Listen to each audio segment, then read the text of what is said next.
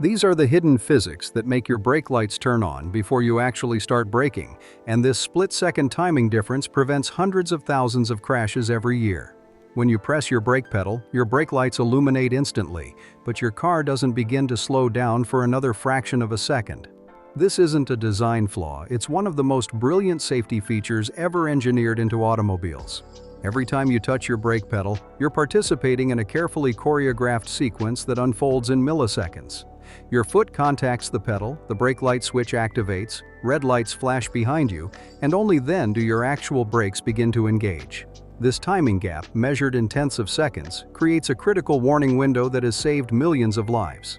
Here's what happens the moment your foot touches the brake pedal. Modern brake pedals come designed with something called freeplay, a small amount of initial movement before any real braking force begins. This freeplay typically measures between 1/8 and 1/4 of an inch, roughly 3 to 7 millimeters. During this initial movement, you're essentially moving through empty space. The brake light switch sits strategically positioned near your brake pedal arm, waiting for this exact moment. It's a simple spring-loaded device with just two positions, on or off. When your brake pedal sits at rest, this switch stays compressed, keeping the circuit open and your brake lights dark. But the instant you begin pressing the pedal, even through that initial freeplay, the switch releases, completing the electrical circuit and illuminating your brake lights. And here's where the physics becomes fascinating. Your brake lights activate within the first 1 to 2 inches of pedal travel, but your brakes don't fully engage until you've pressed the pedal 1 to 3 inches total. This means there's a measurable gap, typically lasting between 1/10 and 3/10 of a second, where your brake lights are blazing red but your car hasn't begun to decelerate. This timing difference exists because of how hydraulic brake systems work. When you press the brake pedal, you're pushing a rod into a master cylinder filled with brake fluid. This fluid must travel through brake lines to reach the brake calipers at each wheel. Only when sufficient hydraulic pressure builds up do the brake pads actually clamp down on your rotors, creating the friction that slows your car. The genius lies in positioning the brake light switch to activate during that initial freeplay phase, before the hydraulic system engages. This gives the driver behind you precious extra warning time, and that extra time matters more than you might imagine. Human reaction time follows predictable patterns that engineers have studied extensively. When faced with an unexpected situation, like brake lights suddenly appearing in front of you, the average driver takes between half a second and 1.5 seconds to respond. That's the time your brain needs to process what it's seeing, decide to brake, and command your foot to move from the accelerator to the brake pedal. For healthy adults, brake reaction times average around half a second for men and slightly longer for women. But these are optimal conditions, alert drivers who are paying attention and expecting to brake. In real-world driving situations, where people might be distracted or caught off guard, reaction times stretch considerably longer. Professional race car drivers, operating at peak physical condition with adrenaline coursing through their systems, can react in as little as 0.2 of a second. Average motorists perform much more slowly. Half a second represents good reaction time. 0.8 of a second is satisfactory. Even a full second isn't terrible. But anything longer than 1 second ventures into dangerous territory. The critical insight is this: if brake lights can provide even half a second of additional warning time, research shows that 60% of rear-end collisions could be prevented.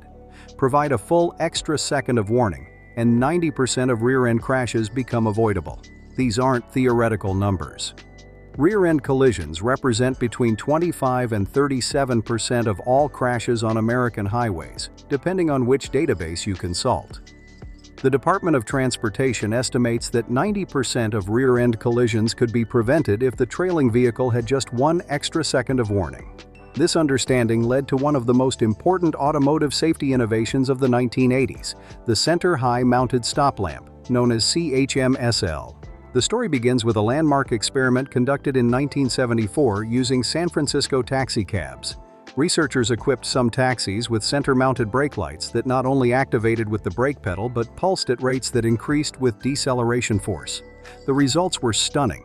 Over 12 months, taxis equipped with these warning lights experienced a reduction in rear-end collision rates from 8.91 collisions per million miles down to just 3.51 collisions per million miles. Similar tests with Washington, D.C. taxi fleets between 1976 and 1979 showed 36% fewer rear impacts for vehicles equipped with center-mounted stop lamps. These experiments convinced the National Highway Traffic Safety Administration to mandate CHM-SLS on all new passenger cars beginning September 1, 1985. Light trucks followed suit starting September 1, 1993. The regulation required these third brake lights to be mounted high and center on vehicles, creating a triangular pattern with the two lower side-mounted brake lights. The high mounting position solved multiple problems simultaneously. It made brake lights visible through the windows of following vehicles, allowing drivers of third vehicles in a chain to react to the first car's braking. It reduced ambiguity about whether lights were brake signals or turn signals, and it created an additional visual cue that demanded attention. Initial effectiveness exceeded all expectations. During the first years after implementation, CHM-SLS achieved an 8.5% reduction in rear impact crashes. However, something interesting happened over time. As more vehicles on the road adopted CHM-SLs, their effectiveness gradually declined. By 1989 to 1995, the crash reduction had stabilized at 4.3%. This phenomenon, known as the acclimatization effect, demonstrates how drivers can become desensitized to safety features as they become commonplace. The Insurance Institute for Highway Safety documented this decline, showing that measures enhancing conspicuity tend to become less effective when their use becomes widespread.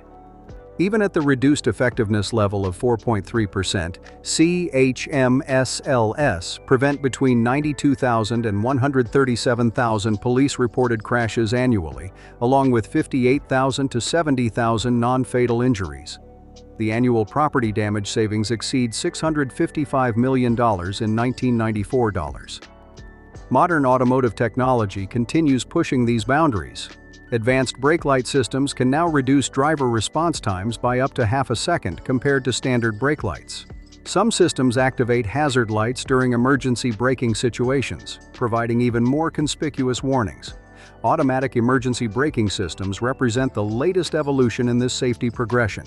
Studies show that auto braking combined with forward collision alerts reduce rear-end crashes with injuries by 53%.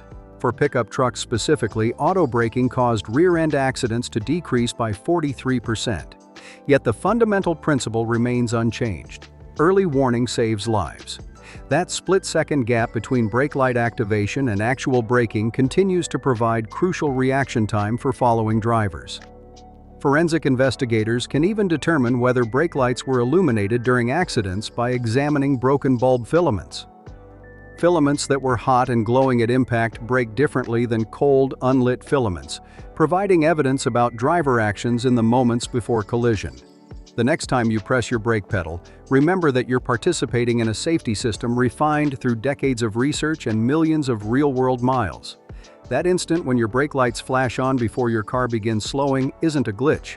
It's a carefully engineered feature that transforms split seconds into life-saving warnings. In a world where vehicles travel at highway speeds and reaction times are measured in fractions of seconds, these tiny timing differences between brake light activation and actual braking represent the slim margins that separate safe stops from devastating crashes. It's physics working silently in the background, turning every brake pedal into a communication device that speaks the universal language of caution to every driver who follows behind. Make sure you subscribe.